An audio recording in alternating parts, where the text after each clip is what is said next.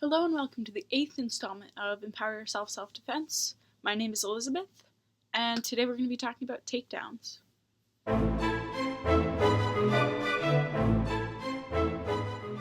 This video is going to be a little bit more advanced than some of the other ones because takedowns are kind of a difficult topic. Because even though it seems simple, like you're just throwing somebody on the ground or taking them down, they can often be more trouble than they're worth. Because they're so difficult, like there's so many different aspects that there are, it's very easy for the other person to counter some of them and to just not fall down. So don't feel like you have to take somebody down ever. It's more of just if you want to or if you know how to. It can be a good tool, but you don't need it. So one important thing to remember with takedowns, a lot of times you don't actually need to drop somebody to incapacitate them and make them forget about you. So if you can just punch them a couple times and distract them enough that you can get away, then that's probably the best option. But if you really want to take them down, there are things that you can do to do it easily, but most of the time you don't even need to take them down. So over the past 7 videos, I've actually talked about a couple different strikes and things that will take somebody down, but I never actually said that it would, so you probably don't know yet which ones. Firstly, if you kick anybody in the groin as hard as you can, they're most likely going to fall down. So that's a takedown in itself. You just kick them hard enough that they crumble. Besides that, any sort of knee to the groin or even a punch to the solar plexus can often cause people to just fall down because the instinct is to protect themselves and to stay close. They often will fall down, even if your intention was not to knock them over. So other than those, there's actually a couple other locations where if you strike somebody, they're probably going to fall down, and it takes away a lot of the effort that's actually required in some of the other takedowns.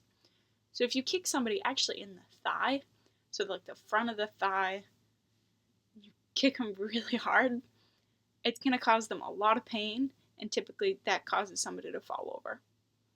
Other than that, if you kick the shin or the knee, especially the back of the knee is good, but if you kick the front of the knee, often you can break their leg, and people typically don't stand up on a broken leg. So if you kick them there, kick them right in the shin, they're going to typically fall over. Basically, if you hit anybody hard enough practically anywhere, they're probably going to fall down, and that's going to give you time to get away. So if you just punch them in the stomach, punch them in the face, if you can knock them out, then obviously they're going to fall down. So you can always hit to the chin, to the jaw. If you hit it hard enough, you can knock them out. If you hit the temple, that's another good place to knock somebody out. So obviously if you knock them out, they fall down. If you break a bone, they also fall down, typically. So there's a lot of different options, and most of them aren't even your stereotypical takedowns. One other takedown that's also pretty easy, pretty simple, is if you try to control the head to take them down. So because the head obviously is in charge of basically everything, it's really easy to use to get to the rest of the body. So if you have control over somebody's head, you can control the directionality of the rest of their body, and if you tilt their head and push them down, the whole body's going to go down with them. So if you're going to lunge at somebody with your hands and try to claw their eyes out, grab their face, all that fun stuff, if you just grab onto their head and tilt it and shove them down, they're going to fall down a lot easier than if you just try to grab their shoulders and throw them down. Another takedown that's really good, once you've actually punched them a couple times, and if they still aren't falling, then grab one of their shoulders, then go around the neck to grab the other. Then if you push and pull at the same time, you can guide them down, and then they fall a lot easier than if you're just grabbing them and throwing them. Because when you push and pull like that, it manipulates their body, and it adds more torque that is using less power. So once you throw them down, then they're on the ground and you can get away. So once you've succeeded in taking somebody down, what do you do next? My suggestion would be to hit them as many times as you can, get them totally distracted, totally not going to come after you, and then you run. One of the best things you can do when somebody's on the ground is kick them in the head. The easiest time to kick somebody in the head is when they're on the ground. So kick them in the head a couple times, kick them in the stomach, kick them in the groin. If you want to, punch them a couple times. Once you are very sure that they are not coming after you, then you can run. And then once the person's on the ground, you gotta be really careful to make sure that they're not gonna try and take you down.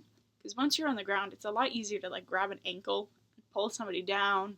Or if they try to get close enough to punch, like they can punch you, and it just gets really messy really quickly. So just be careful. Don't give anybody an opportunity once they're on the ground to still attack you. So obviously this is a very brief touching upon of takedowns, but if you're really interested in it, if you want to learn more things, my suggestion is just try karate. Because in karate there's a lot of takedowns that are really complicated and sometimes even less practical, but if you're interested in it, that's the best way to learn them. I think that's it for today. So hope you enjoyed the video, hope you learned something. Next video is going to be on using your surroundings, which should always be a good time. And then until that's up, if you have any questions, let me know. Other than that, stay safe.